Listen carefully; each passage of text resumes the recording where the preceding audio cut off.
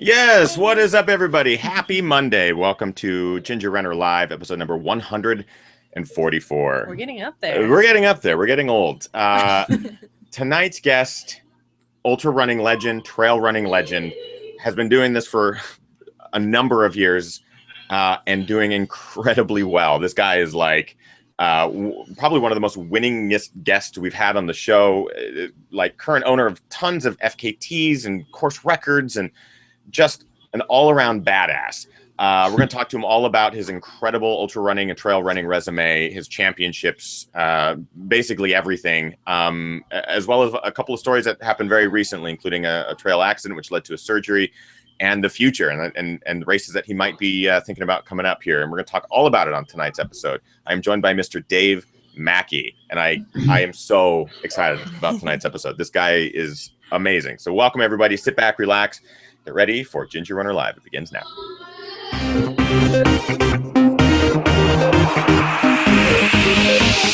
Ginger Runner. Yes. Hi, everybody. Happy Monday. I've never seen that intro. That was cool. That voice that you're hearing, that is our guest tonight. I am honored to have him on the show. I bow to this guy. I've been a fan of his now since I started trail running. If you are a trail runner or any sort of runner, you need to know this guy's name, because he's a legend in the sport. He's just dominant, an incredible figure, someone to look up to, incredibly humble. This is the first time I've actually met him, but these are stories everyone's been reaching out like, this guy's the best. This guy's incredible. So to have him on the show tonight is just it's a true honor. It is Mr. Dave Mackey. Dave Mackey. Yay! Thank you. How are you, my friend? I'm flustered by that introduction. That was over the top. It also doesn't do you justice. Like, it just doesn't. I have a whole thing that I want to read, but I'll wait for that for a second. And I'm also sitting here like scrolling through Ultrasign. Yeah.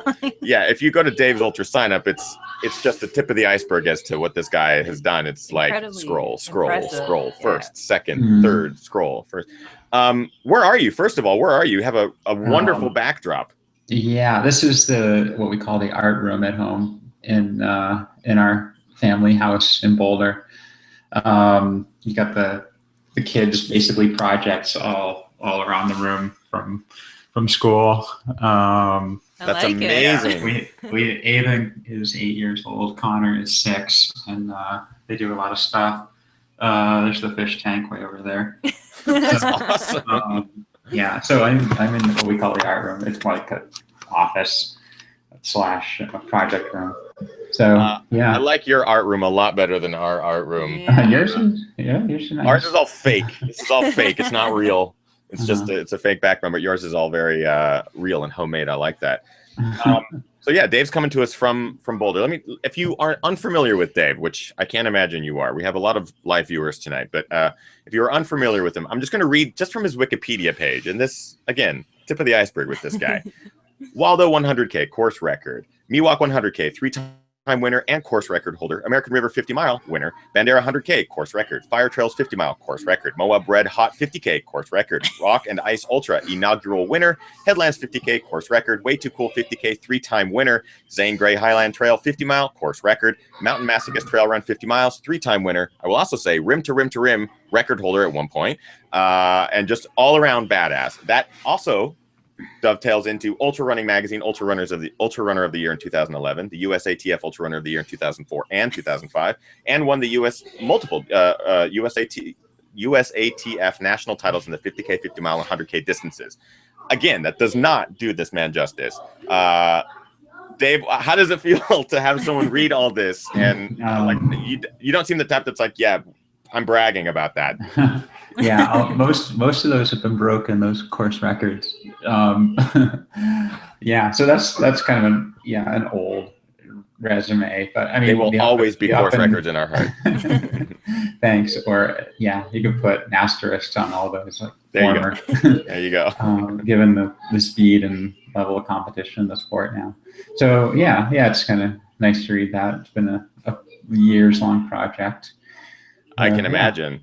I'm really curious just to kind of know how you got your start, how you broke your teeth on this sport. Like, what got you into trail running, and kind of how did that passion evolve over time? Because you've been doing it now for 15 plus years, and just curious how you kind of got into it.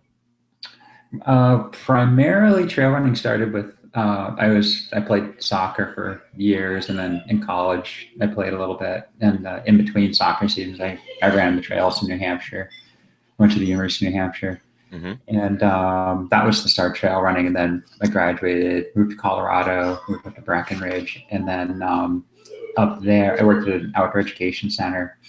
And the main project or event that they put on, one of them was the Breckenridge Crest Mountain Marathon in 1995. So that was my first trail marathon. Actually, right before that, I ran the Mosquito Half Marathon.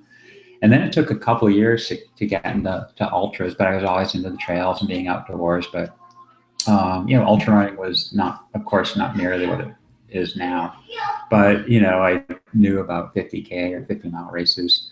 But I really had no interest in going there yet. I did run my first 50K in 1997. I think it was the Kokopelli Trail. 50K, way out in the Utah-Colorado border. That was 97. I didn't run another ultra till I can't remember when. Maybe it was 2 years later, 3 years later, with the San Juan Solstice 50-mile, and that was like a big mental leap for me. It's not like it is now, where you got teenagers winning 100-mile races or 20-year-olds winning Western States. But back then for me, and I think for most people, it was it was an older crowd, and the mindset was completely different. And I had no interest in beating myself too early and developing injuries. So San Juan Solstice in 2001, I think, and then it took 3 years to run 100 miles from there. That was the Western States 100 in 2004. And that was like a quantum leap for me as far as like mindset. Like I got second to Scott Shurak, who I think he set the record that year, or reset the record, or whatever he did, for his streak. And then just got, I think it took another couple of years for me to even run another 100-miler, but I've never, I've always been like a slow, gradual progression as far as ultras go. But the heart of my running's been, 50-mile and 100K races, is, you can tell from the resume stuff you read there. And it's just kind of stayed there and enjoyed those races, those distances that you could do, like, multiple times a year, 5, 6, 7, 8 races in a year. And for me, like 100-milers were never a big thing. I always mentioned them, but I've kind of just done what's been successful, what I had time for. So, that's actually, you brought up a really interesting point just right there at the beginning, as you're in a very unique position, because you were ultra running before it became popular. You've been in the sport long enough to see its evolution, and I know that it's been around obviously for decades and decades, but in this short period of time since you started, how have you seen it change? Because you have that unique perspective. You were able to see it in the 90s into the 2000s, and now when you are there's young kids running 50, 100-milers and just crushing course records. Like, how has that changed for you? I guess primarily, I was actually out on a little hike on my crutches today. Still not walking yet, I'm getting there. But I was out with Brian Metzler, who's with the Competitor magazine. I don't know if you know him. Yep. But anyway, we were talking about the progression of the sport. And I guess I was with Team Montreal in, 1999, 2000. And it was, it was Carl Meltzer, it was Jurek, Katra Corbett was in the team, Ian Torrance. And so, let's see, Dave, am I spacing his name? But the whole, I think, from Virginia, David, remind me, tell me his name. I'm trying to remember too. Was Jeff Browning David on the Horton. It's Horton. Who could forget David Horton? Anybody. But anyway, so I guess to answer your question, back then the mindset was, was slightly a different pace, and the sport has kind of progressed to a speedier one now. But there's just a smaller population of overall runners who are doing it, back then. And then sponsorship nearly wasn't what it was. And I think most of all the role models were different. Now it's, you got these, super speedsters that, who are in their early 20s, ripping it up for, several years and setting course records. And back then it was just a slower mindset. You do 4 or 5 races in a year, and that was it, peak for 100 miler. But now it's, Jim Walmsley won with JFK, a course record, and now he's coming back this weekend. He'll probably win again in a course record or something. But yeah, back then it was different. Go ahead. It's interesting to even like think that way, because well, first of all, the chat room is already talking about your pink headphones. They love the pink headphones. Everybody's loving the headphones. Okay. I just got your email before the chat, and they're like, get a pair of headphones. And I'm like, oh, well, here's some. these are Avis headphones. I'm serious. You're probably starting a trend. You're going to see like Jim Walmsley, if he wins next week, he's going to be rocking a whole, like a bib with holes in it and then pink headphones. Go ahead, babe. Just to remind you guys, I am in the chat room tonight. So if you guys have questions for Dave, please ask them in the chat room. I'll be keeping my eyes in there. We already have Jason Coop in the chat room, Chris Vargo in the chat room. Vargo says, Dave was one of my first ultra and trail idols. Yes. That's and nice. Vargo's not alone in that. And Andy Jones Wilkins has reached out. He's not able to make the live show tonight. He might drop in a little bit later, but he already has questions for Dave too for tonight's show. So if you have questions throughout this episode, please drop them into the chat room. Kim will pull them aside, because I feel like we're gonna have tons of questions for Dave. But yeah, I really wanted to talk, Dave. You mentioned it just as far as kind of spreading out your journey into ultra. You didn't do back-to-backs right away. As someone who's fairly new to the sport, 5 or 6 years or so for me, and I've kind of gotten to that point where I'm trying to figure out how to space these out so I don't burn myself out. I want to have that longevity. I want to be able to be in the sport for as long as possible. What have you learned in your many years of the sport that's been able to like elongate your career? I mean, you've been successful for a long time. Do you have any secrets regarding that? Well, if you can change your genetics, that would be, that might help. I've been lucky. I haven't had any injuries like knees. Well, okay, I'm missing a leg right now, but as far as like chronic injuries, I haven't had like meniscus tears or ACL tears and anything like that, ankle issues. I don't think I ever had one chronic issue. So, if you can preserve your body in whatever way you find, that's the way to do it. If you're way into ultras, do, 50 miler every other month, maybe 100 miler every, couple months. I mean, there's some exceptions to that, of course, people like Rob Krar, who was able to like win 300 milers in 2 months or something like that. But something crazy. That's an exception. But for everybody else, it's, I don't know. People get burned out pretty easy in the sport, it seems. Maybe more than they realize. They may hit a peak really quick as far as they're in the first year or two in the sport, and then kind of tail off from there and never be where they were at that one time. That was maybe their magical year. And that even happens on, the elite level. You see some runners showing up for, 2-3 years, and they kind of fade off and don't do what they did before. Right. So I think maybe rest. Interesting, you mentioned Jason Coop. I've never worked with him, but I know his philosophy is, maybe more intensity instead of doing mega long runs.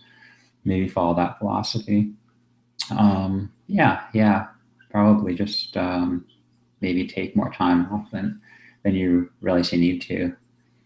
Have you ever had periods of falling out of love with running or trail running, or like what's kept your spirit alive? Yeah, and we also have a great question in the chat room that kind of ties into this.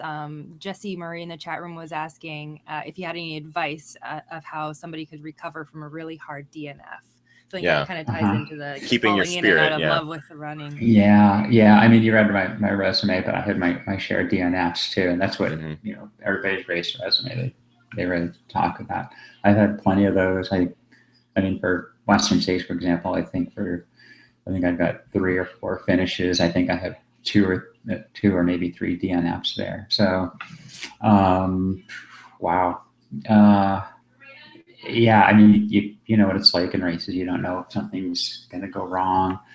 I'd say if you DNF, whatever distance, take the time off, take a week off, come back into running easily. Maybe take at least a month to really get back into training. 2 days after the DNF, you might feel great because your stomach just went south and now it feels good 2 days later. But I mean, having somebody else to talk to, like a good coach who has a lot of experience or is certified, would help. But I think it's, case by case as far as, getting back on the horse. And, but time off is probably the best thing. And I'm also curious, I was reading one of your race reports months ago. I feel like it was months ago. It was one from Run Rabbit Run, where it was like years ago. I think it was from 2013 or something like that. But as I was reading it, like you can't help but get caught up in it because you're racing amongst some of these names that, again, just people that were fans of the sport. Jeff Browning and Carl Meltzer and all these guys are out there running, and you're leapfrogging with these guys and you're watching them with their headlamps, and the storytelling is great. It definitely keeps you engaged, but you end up DNFing that race. And so I'm just curious, like, what is it for you that helps make you make that decision? Is there something that goes, I want to save myself for another day, now's the time to, cut the losses and drive home? Or what is it for you that helps kind of make that decision? Like that race, for example, it was, I absolutely had nothing in me. I think I dropped at mile 82 and it was, I could have walked it in, but I mean, part of it is, okay, if I walk that extra 18 miles, could I come back and race 2 months later at a solid race? In that case, I probably could have. I probably could have walked it in at 0.5 mile per hour and finished. But, I'm kind of glad I dropped. I was, going for the win, but I really had nothing in me. And, I dropped at a Western States once where I was literally dizzy and about to fall off the side of the trail going up to, Devil's Thumb. I think that was the last time I ran it. And in that case, it was like a safety issue, passing out. But I don't know. I don't criticize anybody for DNFs. It's just, subjective thing. And, not just finishing is important, but, saving it for another day is important too. Yeah. And I mean, you can look at Dave's resume and just see he's saved it for a lot of days, in the sense that he's run a lot of ultras and done incredibly well in them. So I think this advice is solid. We have, again, tons of questions coming in the live chat room. So what do we got, Kim? Sure. A question from Chris Fargo in the chat room. Dave, what's your favorite type of non-running cross training? Well, since I had this accident, probably the last 4 or 5 months, it's been non-biking, by far mountain biking. And then when I was doing ultraruns and also adventure racing, by far, mountain biking was the go-to sport. In the winter, Nordic skiing, skate skiing primarily, and then downhill and telemark skiing. Yeah, but those are the 2 biggest. Are you a fan of kind of mixing it up and making sure that if you're in the off season and you want to work on another sport, do you give yourself time to do that, or are you run all year? Well, now I'm doing nothing. So, but as of 2 years ago, it would have been trying to balance it out with other sports on a regular basis. I didn't have a formal program, but doing especially when I was doing adventure races from 2004 or so till 1998. I'm sorry, 2008. Just doing multiple sports is what it was about, and ultrarunning fit well into that. I could juggle it all. But just making sure I'm doing other stuff and not obsessing about running. Making sure I'm not burned out. Try to keep it fun. So if I was having fun running or going to a race, then I usually still go, but I'd take some time off to do other stuff right after a race. I feel like that's solid advice. It's something that Kim and I have been dealing with a bit this summer, is kind of losing a bit of that trail stoke and trying to find other things. And trail stoke comes back. We're like full-fledged back into it now. I want to talk to Dave about a year and a half ago. Dave had an accident on the trail, and I would love to just kind of talk a little bit about that. This was coming off of Marathon des Sables, correct? You had raced Marathon des Sables and just getting back into training, prepping for Western States. Can you kind of take us through the story of what happened? Yeah. So coming into May, it was, it took a while to recover from Marathon des Sables. But I was just out for finally for like a month. I felt good, like early May, and then just tried to build up my mileage, and just on a pretty routine training run, just went up to the local peaks, and nothing special except there'd been like a ton of rain in the last month or so. And so I ran up Bear Peak, which probably a ton of your readers have been on. Maybe you have, and Kim. And then just got to the summit, walking across the back side of it, which is the steep side. It's 2 ways down. I take the steep side usually, which is like third or fourth class climbing. Stepped on a big rock that had been there for who knows how long, but I'd stepped on it I don't know how many times, but it came loose and pushed me off the side of the west side of the peak, which is a pretty hairy side. There's lots of jutting, jagged rocks sticking out, but had a more or less controlled fall. But the very last thing that happened over the 50 feet of trying to control my fall was landing on some scree and having this big rock that I stepped on initially land on, came to a rest right on top of my left leg, and sat there, just rested there. And luckily, that was the end of it. It didn't crush the rest of my body, my head or my chest or anything.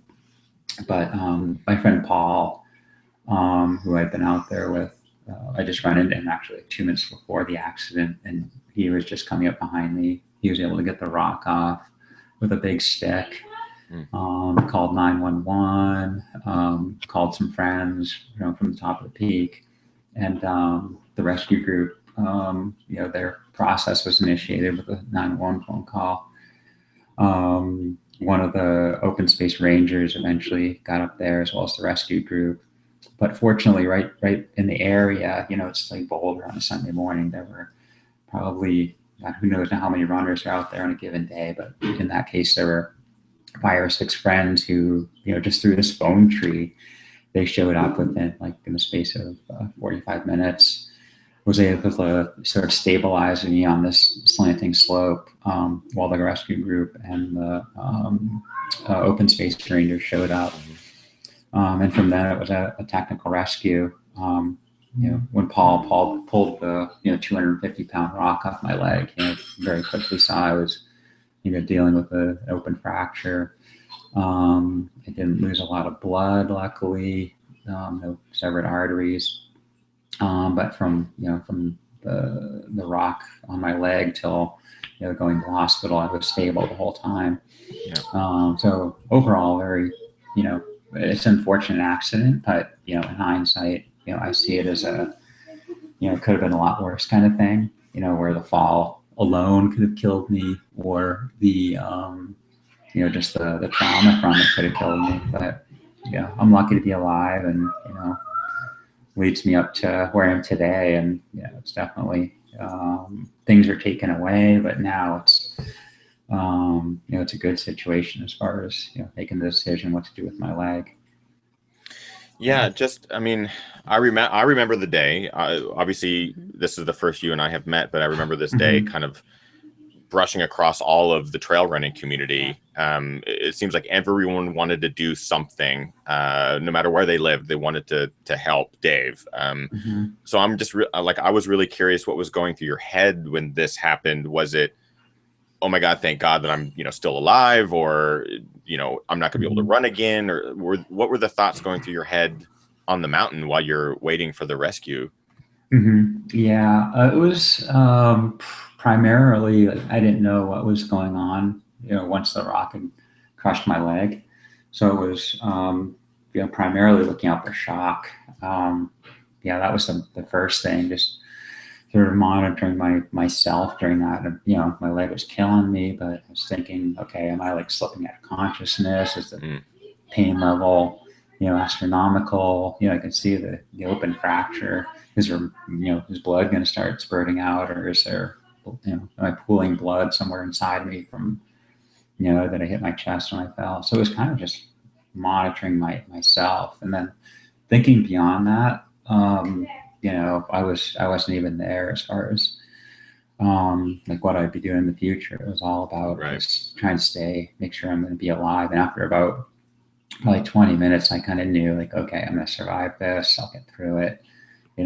Whatever comes afterwards, it looked like it was just going to be a fracture that they could fix surgically, and then I'd be able to run again. But I never pictured losing my leg at that point. But at that point, it was kind of just keeping myself alive, and actually talking the friends that were there. I was very lucky because they were experienced and helping sort of talking them through it, because I had medical experience. Like, okay, wrap me up, keep me warm, blah blah blah. So I started helping. I wasn't managing the rescue at all, but I tried to pipe up when I needed. Yeah, I mean, you have experience in trauma, working in the medical field. So did that kick in? Did the professional Dave Mackey kick in? Yeah, absolutely. Yeah, just looking out for shock, or that was the biggest thing, is various forms of shock, and from blood loss, or basically circulatory issues. And I was just kind of keeping my mind like, okay, I've never had shock before, but is this what it's going to feel like? Am I going to like black out and I don't have blood in me? So just sort of monitoring myself was a big part of the situation. I mean, that's amazing to even think that that's also the process that goes into your head, that you're able to kind of click into that, assessing every detail of the situation and being able to guide people while this is happening. Right. I feel like a lot of people wouldn't be as like calm and collected to be able to do that. So looking back, is there any advice? Because we have a lot of viewers of the show that might be new to trail running, or maybe new to long distance running. And I feel like we can all learn from this in some degree, but looking back, was there anything that you would recommend people, just as far as safety is concerned, what things worked well in this situation to help you get off that mountain safely, and maybe something that someone can learn from the situation? Yeah, I don't know, like my perspective on the accident is it's evolved slightly since it happened. Okay. Like before the accident, I don't know, I think there were signs that maybe the soils were loose, or I don't know, as you get to know a certain area where you run, if you run it every day, you notice little subtleties or become aware of things. And for me, like a few runs before the accident, I actually slipped on a couple rocks, because of there's some lichen on them, because there's wet lichen. So maybe I stepped in the rock and maybe my foot slipped a little bit. Maybe I could have picked up that sign before the accident. When the accident happened, I had only, it was, like I said, third or fourth class, in climbing. That means, it's safe, but you don't want to fall because you will die. And, for me, I was on 2 feet. So I could have had 3 points of contact instead of 2. Right. Sorry, I have an interruption here. Hey, Connor, come on over. Can I say hi? Hey, Connor's going to say hi. Yeah, of course. He won't be able to hear us. Want to say hi? Hi. Hi, Connor. Hi. Gotta tell him his art is amazing. His art is this is Alan. Hi. Hi. Hi. We're looking for giant eyeballs. Like this. Okay. Yes, please. Look for giant eyeballs. Yeah, exactly. So yeah, so having instead of having 2 points of contact, 3 points of contact, I think it's critical. It was almost like a climbing accident, somewhat instead of a trail running accident, where I exactly was. Yeah. But I mean, you see, videos of Killian Jornet running over this fantastic ridge around Mont Blanc or something, and yeah, he can do that. But I mean, an accident like mine is rare. I mean, it happens and people die doing it, but surprisingly less than you'd think. It seems like it's more environmental things that affect, people in ultras, like hypothermia or getting struck by lightning in hard rock or something like that, which is unfortunate. But, for other runners, who are, I guess, new to the sport, back to your question, just, be good on your feet, keep 3 points of contact, don't do what I did, don't step on big boulders. I probably take more risks than I realize as far as running in the past, because I have a climbing background, and maybe I was like running over that area of Bear Peak a little too quickly. I could have slowed down. Yeah, just be aware of your abilities and don't fall. Yeah. Well, I mean, it's a situation. I mean, it's terrifying to even just hear you, kind of talk through it again. And there's countless times when we're trail running, when we go, oh, what would happen if you're on some trail or somewhere like that, and to think that it happened, and especially to such a great guy, it sucks. I'm really curious about how this last year of recovery and adaptation and trying to figure out the next step has gone. Before we get to that, obviously we have some questions in the chat room, so I want to make sure that we kind of get through some of those. Kim has them pulled aside, so here we go, Kim. Okay. Are you ready? Sure. Question from Randy. Mentally, has this affected you in wanting to start getting active again? Good question, Randy. Yeah, that's absolutely. For the last, the accident happened, and for the next 5 months, it was I had because of the open fracture, outdoors environment had a risk of contamination, bacterial contamination. I developed osteomyelitis, which is a bone infection. So for the next 5 months after the accident, was basically I was in limb preservation mode, is what they call it. Okay. So basically saving the leg, which the surgeons down at the Denver Health Hospital did. They did save the leg, but I thought I was going to be coming back to running or something, whatever it was, pretty quickly. Okay, 6 months, 8 months, I'll be back at it. But that wasn't the case, and so as I kind of gradually came to the realization that, hey, this is much more complicated, developing scar tissue and all these other secondary complications, 6 months after the accident, which, I dealt with for 6 more months after that. I thought I was never gonna run again. I'd never climb or bike or maybe go ski with my kids. But having those things taken away, I've come around to a point now, where I've decided to, after things started changing 2 months ago, and decided to do an amputation, that now that I can do those things, like, oh wow, this is so cool. Life is back. I can, do everything again. Whereas before that, even 3 months ago, I was thinking, I'll probably never run again. I'll never be able to do an event or take my kids rock climbing. So to answer the question, in a long roundabout way, that's, I have that gift back to me. So yeah, it's a good thing. I was curious, knowing that you had this long year. What it sounds like is just pain and the inability to just get back to the regular schedule. Did the doctor always give you this option? Was this always something that you had as something you could do, amputation specifically? But was this always an option, or was it something that you were like, I want to see if I can get completely healed first? And at what point did things begin to shift as far as decision making? Yeah, well, the surgeons I worked with, I think there were 2 or 3 total. They never at any point did they say, okay, you can amputate. It was more like it's something that the surgeons, like I think orthopedic surgeons, let the patient come around to decide. Yeah. At a certain point they'll recommend that, but for me it was, I had other options to treat the leg problem.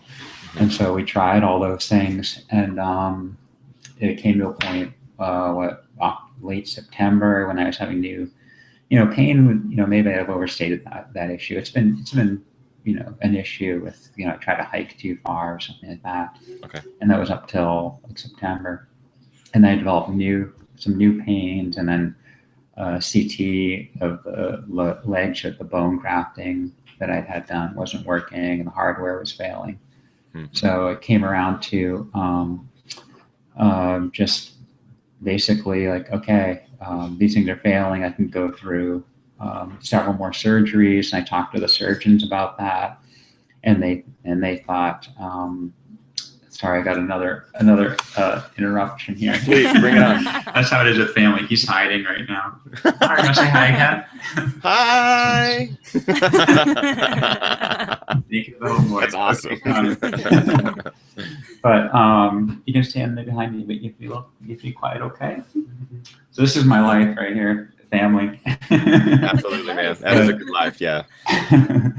So basically the surgeons, said, okay, these are things you can do, but none of them were really likely to be successful. And if they were successful as far as regrafting the bone in the tibia, I'd probably always be living with pain. And so I brought it up to the surgeon, like, okay, it's come to this point. I think amputation is probably the best choice. And they agreed. I had several surgeons agree with that. That's probably the best choice. And then once it was done, once they found it was in the leg, they agreed again that it was the best choice.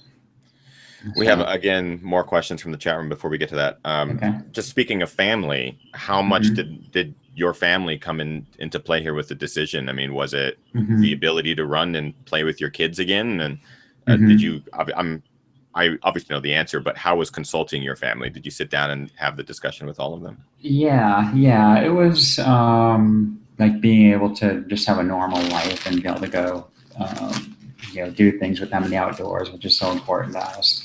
Be able to go skiing and take them rock climbing and go for hikes. It's just huge. I mean, if I'd been overweight, if I'd been diabetic, or people with diabetes lose their legs, all the time, and losing your legs, and it might not be a big deal. But for me, it was a lifestyle preservation choice. So it was definitely a family decision. My wife and I, and then we let the kids know because they're young. It's not something you really involve there. Get their input on. Be sure to tell them. But hey there. But it was a family and healthcare, professional type decision. Good. Yeah. All right, let's get some of these questions here. Sure. Question from Chuck Hall in the chat room. How long did it take you to make the decision, and do you have any doubt now it was right or wrong? Yeah, it was only over a space of a week and a half that I decided to do it. Yeah, once I had this new kind of pain where the fracture site was, had a CT done, pretty much the next day, which was amazing. And then had the radiologist read it. We kind of found out pretty quickly what was going on. And then, I just took another week and, mulled it over, and it was the right choice. I'm happy with it. Yeah. To not do that would mean years of probable pain and, problems, but I had no need to delay. So I'm not happy about it, but it's something that was the right choice. I think this is having just met you, but having been a fan for a while. People have said this is very Dave Mackey, but the party. You threw a party for your leg that you were amputating, and I'm like, I can't help but be completely heartbroken, but also just completely inspired because that it's awesome. It's awesome that you did that. Can you explain a little bit about your decision to do that, and was it a great bash? Yeah, it was fun. How did it go down? It was really fun.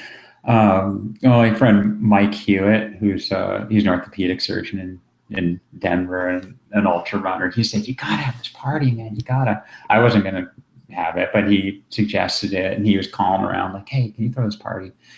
And there's the local Flatirons running company right down the street from me, like a quarter mile from here.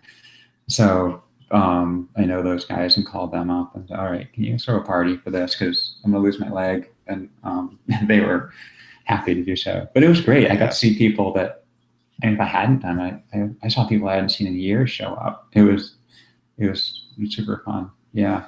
I mean, even Kim and I were thinking about hopping in the car and coming, and we're like, we've never met Dave. Would he be weird to have these? We should just show up. I think it's amazing, man. It was cool. It was I had people driving up from Colorado Springs and out of the mountains to come. It was fun. I was appreciated what happened there. Yeah. And this is kind of the part where I'm excited to talk more on this, but as far as training and being able to be physically active again and the recovery process from this, but the ability to move on and start setting goals again, has that process started taking place? Have you been able to start your recovery process from the surgery, and do you have your eyes set on anything in the future here? I'm never gonna compete again, anywhere near where I was before, but just to get out there and do some events and, do mountain sports is the goal. I really don't know what that will look like. I could mess myself up again, if I push it too hard, by, messing up where the amputation happened. So I just got to take it easy and kind of go from there. But I don't know, for some reason, like the lead man competition that I did a few years ago, which is a 5-event series, including mountain biking and ultra running, then I'd love to do that again. I don't know why, but it's it's here, it's like 2 hours less up the road, and I'd love to try to do that again. Something that involves not just running, but riding a bike too, and it's local, so I can involve the family. We can go up for some weekends, and but yeah, beyond that, I really don't know what I'll do. I kind of just having the gift of be able to live a normal life is just huge. Having had it taken away, so whatever it is, I'm gonna be happy. We have a number of questions rolling in from the chat room. Yeah, go ahead, Kim. A question from Kimosabi75. Dave, have you used any type of counseling to handle the non-physical part of the injury? Yeah, wow, that's a good question. I haven't yet, and maybe it makes me realize I should. Because I haven't. I'm thinking, wow, I guess it's a big deal getting your leg cut off. You haven't talked to anybody about it. So no, I haven't. But some friends have offered resources.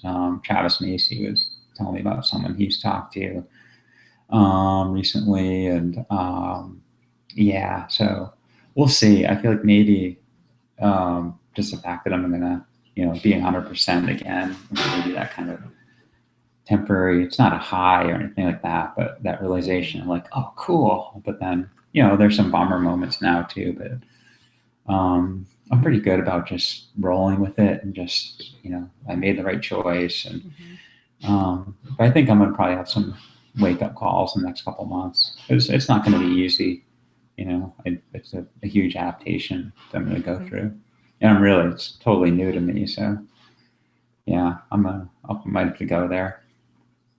Yeah, it's also hard to have a guest like Dave on the show because his resume is just so long, and there's so many stories that we like. I want to pick your brain about what it was like to race with Jerk and all these guys, but yet there's this thing that's happened very recently that is obviously everyone's talking about it, and you are inspiring a lot of people who are maybe new to the scene or new to find you, and it's going to be a process, and I feel like we can't cover everything we want to talk to Dave about in 45 to an hour, day-long show. Yeah, even tweeted about it today. I'm like, we need 6 hours to like sit down with Dave and talk with him about everything, and from the history to the current stuff and goals in the future and things like that. Obviously, there's still a lot of questions in the chat room I want to get to. There's one from Casey Lichtai, who former guest of the show as well and frequent viewer. She's always in the chat room, which is pretty cool. Casey asked, Dave, have you done any physical therapy since surgery? Oh, no, not yet. I'm still in post-surgical mode, so I'm not, I mean, there's some minor stuff I'm doing myself to keep the upper part. It's a below the knee amputation, so which is a good amputation to have, but I'm still recovered from surgery, so there's no real aggressive PT just yet.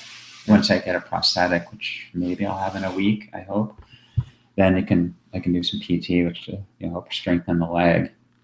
But yeah, I'll be looking into that. And if Casey lived in Boulder instead of Omaha, then I call her up. But why are you in Omaha, Casey? Every time she's on the show, we ask her the same question. She finds kittens there. She finds kittens. That's why she's still there. But she still manages to dominate. She still manages to get the incredible results. Yeah, exactly. I'm also curious about the prosthetic search. So are you looking for anything specific, or at this point is it like the proper fit, or are you looking for something that will be durable across all sorts of sports and that sort of thing? Yeah, I'm totally new to the prosthetic side of it, but I do know that there's all kinds of companies and technologies behind it, and attachments and whatnot. So where the amputation was, the stump, it's basically there's a socket that goes on it, and there's different things you can stick on it in different ways. And I mean, since this country's been in too many wars, unfortunately, there's been so much research and development behind prosthetics. It's just benefited the patient and will benefit me. But there's a lot of different things. You can have a climbing foot, running foot. You can have like an Oscar. Well, I don't like Oscar Pistorius anymore, but he had the Blade Runner type of thing for the 400 meters, and that's what a lot of road runners use who have amputations. So there's a lot of different stuff. Whatever material science and technology can allow, you can put on your prosthesis. So, but I'm still learning. I know so little about it right now. Yeah. Is there like just daily life since the surgery? Has that been difficult? Do you have a lot of people in addition to your family that are able to help you? And is there anything that our live viewers can do to help? Are there medical costs that we can help, or is there GoFundMe set up or anything like that we can help with? Thanks for. Yeah, and no, I mean financially, I've been working my butt off, and my wife has for the last year and a half since the accident. So financially, we're doing great. I appreciate that. And I appreciate the people who gave to the GoFundMe, when I first had the accident. So thank you out there. I appreciate it. But I don't know. There's nothing anybody could really do that's out there now. For now, for me, it's been a month off from work, and I'm ready to get going and get back at work and, get rolling and just walking again, because now I'm on crutches at the moment, which I can do some limited little hikes and whatnot. But yeah, I'm just I'm getting kind of itchy to get back at it. But the community here in Boulder has just been phenomenal. Friends I've been walking with, and plenty of offers of dinners and help, and just hanging out with people. And that's been the great side of all this. I've seen a lot of friends who I don't normally see, and spending quality time with family. So yeah, lots of support here. I can't begin to just commend you enough with the positive attitude, and like the chat room is that they're talking about it. It's amazing, Dave. It's amazing, and I know that there's probably lots of things you're probably still dealing with. I can only imagine, but at the same point, your mental attitude towards this is like, it's blowing people's minds, and it's amazing, man. It's amazing. You're inspiring people that you may not know, and hopefully you'll get to meet someday. And I think Casey even said in that room earlier, like, you got to talk at schools, like a tour. You're gonna, like, kids are gonna just. This is amazing. This is amazing, man. Has that crossed your mind as far as? I mean, you're still living it. That's the thing. It's like, I imagine it's still hard to deal with on a daily basis, but yeah. I mean, now it's kind of hard. It's gonna come on, post surgery, and about walking, but yeah, it's been, I don't know. I mean, honestly, like people always have it worse. If you think you have it bad, well, think about, I got my leg, I could choose to have that lopped off, whereas, a soldier in Iraq or Afghanistan had it blown off their body. And, there's always something worse. So you can always think about that. But I guess in the back of my mind, I'm kind of aware of that. And having been, like 3 or 4 months ago, thinking I couldn't possibly, I'll never run again. I'll do these things again. Now that it's back, it's like, holy crap, this is awesome. So, I mean, it's not awesome, like I said before, but it's, those things are re-gifted back to me. So I don't know. I'm pretty good about moving on with stuff and just taking it as it comes. So, yeah. Well, I mean, as Carrie Ann puts it in the chat room so succinctly, you're an incredible human. And I'm sad that this is the first time I actually get to meet you. I wish I had met you when I first started, because the legend has only gotten bigger, and it's amazing to have you on the show and to talk about this so frankly and humbly and honestly. Your career, like, it has spanned so long, and it's absolutely amazing. And I feel like there's still so much yet to come. There's a great question here at the end. I was actually really curious about this. Do you feel pressure at all? Like, having the resume that you have, do you feel pressure to come back like right away, or are you taking the advice that we talked about at the beginning of the show and taking your time and knowing that, it will happen? Yeah, I have zero pressure from anybody. Like, I only have, I still have one sponsor, which is Hoka. There's like, whatever you need to do, we'll figure it out. So no external pressure, at all. That said, I do have, I guess, some subconscious goals of, just walking in a couple weeks, and then I can jog in like a month, and then just see what happens. But I definitely don't, like I said before, if I mess up the leg again, but there's a way to re-break your amputation site. And if I do that, then, I might be above the knee amputee, which is, not nearly as fun as where I am now. So yeah, I'm just going to take it easy and see. But I mean, in 6-8 months, I hopefully be able to, maybe I can run 20 miles. We'll see. Yeah. Well, I don't have a doubt that Dave will continue to beat me in everything. It's an honor and a privilege to have you on the show. I know that you're a humble guy and soft-spoken, but it really is, for someone like me who's been in the sport for a short period of time and has always used your name as like, this guy, this is who I want to be. That stands truer today than any other day. And I hope that your son finds the giant eyes. Yeah. Did you find the giant eyes? No. Oh, not yet. Better go find them. Were they giant googly eyes? Yeah, exactly. For a little art project. That's what we need to do. Viewers, we're getting Dave Mackey just a giant bag of googly eyes. Careful, Dave, because it's gonna turn out like 10,000 giant googly eyes are gonna show up at Dave's house. You're like, what? Where did all these come from, and why? Before we move into the post show, and I want to remind everybody, if you are a Patreon supporter, we do the post show specifically for you. There's no, the post show is no longer public. It is now Patreon only. So if you have not already considered joining Patreon, patreon.com/thegingerrunner, for as little as $1 a month, you keep the podcast basically running every single week. So we're going to be joined by Dave here in the post show in just a little bit. We have tons of questions still that we need to ask, but before we move into that, there's one question from a viewer that I want to ask Dave, as well as our quickie question quiz, which we have not done with him since he is a first-time guest. So Dave, this question comes from longtime viewer. Bye.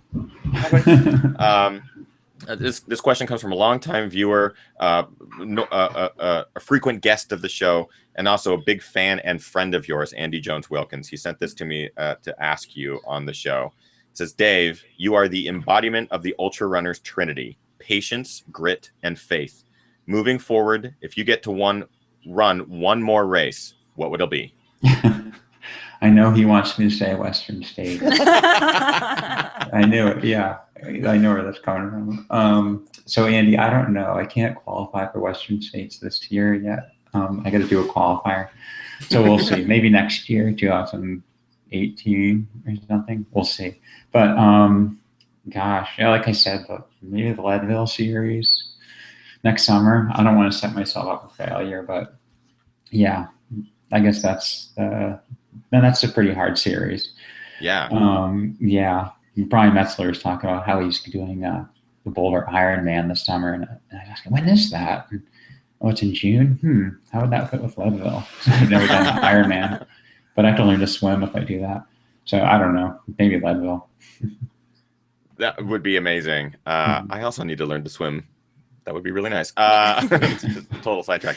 I'm sure Andy would love to hear that answer. I'm sure he was gunning for Western States. I hope he says Western States. But that's great. Okay, so here's something that we do, Dave, with all of our first-time guests on the show, and I hope this is not the last time we have you on the episode. People in the chat room are already talking about getting you back on a couple months down the road just so we can catch up with you and find out how things are going. And let's see if we can make that happen. With all first-time guests, it's very easy. It's called the Quickie Question Quiz. I rapid-fire questions at you. They're very easy, and you just come up with the first answer that comes to your head. And whenever you are ready, just let me know, and I'll fire on through. All righty. Okay. What was your very first race? Mosquito. Oh, wait. Okay, trail race. Mosquito Pass half marathon. What was your favorite running movie? Oh, Forrest Gump. I mean, come on. Good one. Yeah. I like that one. Everyone says Chariots of Fire. I'm like, oh, come on, come up with something better. Forrest Gump, take it. I think I know the answer to this one, but trails or road? Trails. Yeah, by far. Favorite place to run currently? Anywhere. I can't run. Yeah. And in this room. I think we just touched on this, but maybe a bucket list race, something that you would bucket list run? Like everybody's bucket list race, Hard Rock. Absolutely. Big lottery coming up this weekend too. Yeah. Maybe you have one for this question, but a guilty pleasure TV show? I'm a nerd. I don't watch TV. The next question. No, I think you're actually with 90% of our other guests who do not watch TV. I'm going to change this one to favorite pre-race meal. What is your favorite pre-race meal? Bagel, peanut butter, a banana, a big cup of dark coffee, and without favorite without cream. And a favorite post-race indulgence. No, come on. I mean, it's like what you're doing here. Yeah. Have a beer or two. Boulder favorite. And just in case anyone was asking, we still don't have beer in our fridge. We spent a whole week talking about this tonight's show with Dave. Oh, the Thanksgiving La Croix. Yeah. Yeah, La Croix, and I went full. Fizzy water. I was really nervous before tonight's show, so I had to. You drank the whole bottle. I drank the whole bottle. I had to kick it up a notch. So thank you, Dave. Dave Mackey, thank you so much for being on the show tonight. Thank you for spreading your wisdom and your inspiration, and it's awesome to finally have you on an episode. And we will definitely have to get you back on if you are open to it. Yes. Okay, great. Thanks for having me. You got it. So just a reminder for those watching live, we are doing the post show for Patreon. So consider jumping into the Patreon crew, going to patreon.com/thegingerrunner. And to get into the chat room, click the actual YouTube link on the video. We'll bring you back to YouTube. It is already posted on Patreon. As soon as we hang up here with Dave, we're going to bring him back into a separate video chat, and we'll start that post show right away. Once again, this is Ginger Runner Live. Obviously, we are here every Monday at 6 p.m. Pacific Standard Time, and new videos every Monday and Friday.